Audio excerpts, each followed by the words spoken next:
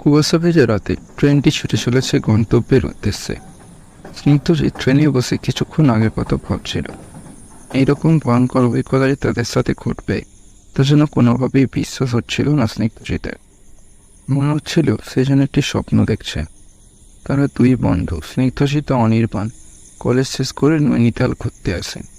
ফেরার সময় তাদের সাথে ঘটে এক অবিশ্বাস্য ঘটনা।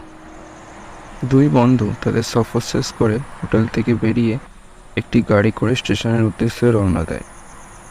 গাড়িটি জঙ্গল ঘেরা রাস্তার মধ্যে প্রায় 7 কিলোমিটার পথ পেরিয়ে তাদের স্টেশনে পৌঁছে দেয়। তখন রাত প্রায় 9টা। জঙ্গল ঘেরা স্টেশনটি দেখতে ভয়ানক লাগছিল। আকাশে চাঁদ থাকলেও মেঘ এসে বারে বারে তাকে ঢাকা দিয়ে দিচ্ছিল। কিছুক্ষণ পর চাঁদের মুখ দেখা গেল না। কুয়াশাতে স্টেশন ঘন কুয়াশায় ভরে গেল কিছুক্ষণের মধ্যেই। ট্রেনটি লেট থাকার কারণে তারা স্টেশন মাস্টারের ঘরে গিয়ে তার সাথে গল্প করতে থাকে। কিন্তু স্টেশন মাস্টারের কাজ থাকায় তারা তাকে আর বিরক্ত না করে প্ল্যাটফর্মের একটি বেঞ্চে এসে বসে এবং দুই বন্ধু মিলে গল্প করতে থাকে। প্ল্যাটফর্মে বসে গল্প করতে তাদের মন্দ লাগছিল না।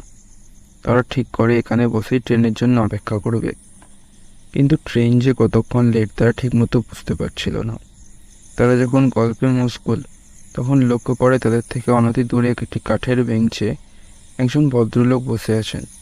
ম্লান আলোয় মানুষটিকে অস্পষ্টভাবে দেখা যাচ্ছিল। আপাতদৃষ্টিতে দেখে মনে হলো তিনি যেন খুব চিন্তায় রয়েছেন। তাকে দেখে ভারতীয় বলে মনে হচ্ছিল না।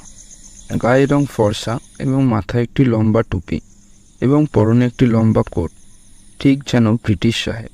এখন এই ধরনের পোশাক পরে কেউ ঘোরে বলে তাদের জানা ছিল না। সেই মুখটি নিচু করে বসে থাকার কারণে তার মুখটিও স্পষ্টভাবে দেখা যাচ্ছিল না। দুই বন্ধু মাঝে মাঝে তাকে লক্ষ্য করছিল, কিন্তু তারা এগিয়ে গিয়ে কোনো কথা বলল না। প্রায় ঘন্টাখানেক বসে থাকার পর তারা লক্ষ্য করে সেই ব্রিটিশ ভদ্রলোকটি একইভাবে বসে আছেন, কোনো রকম নড়াচড়া পর্যন্ত করেনি। তারা দুই বন্ধু একইভাবে বসে ট্রেনের অপেক্ষা করতে লাগলো। রাত তখন প্রায় 11:30 ছুঁই। হঠাৎ দূর থেকে একটি ট্রেনের জোরালো হুইসেলের আওয়াজ শোনা যায় এবং একটি ট্রেনের আলোও দেখা যায়। তারা গল্পে এতটাই মশগুল ছিল যে সেই ভদ্রলোকটিকে তারা লক্ষ্যও করেনি। হঠাৎ নজর পড়ায় ব্রিটিশ ভদ্রলোকটিকে তারা দেখতে পায় না। যখন রেল লাইনের দিকে নজর পড়ে তখন দেখি ব্রিটিশ ভদ্রলোকটি রেল লাইন ধরে হাঁটতে হাঁটতে এগিয়ে যাচ্ছে। তারা ভেবে পেল না কখনই বা ভদ্রলোকটি সিট ছেড়ে উঠল আর কখনই বা হেঁটে রেল লাইনে পৌঁছলো। এই নির্জন স্টেশনে কেউ হেঁটে গেলেও তার শব্দ পাওয়া যাবেই, কিন্তু কোনো রকম শব্দই তারা পায়নি। কোনো রকম ভাবনা চিন্তা করার আগেই ট্রেনটি লোকটির উপর এসে পড়ে, কিন্তু দুই বন্ধু অবাক হয় দেখে ট্রেনটির লোকটিকে ভেদ করে চলে যায়।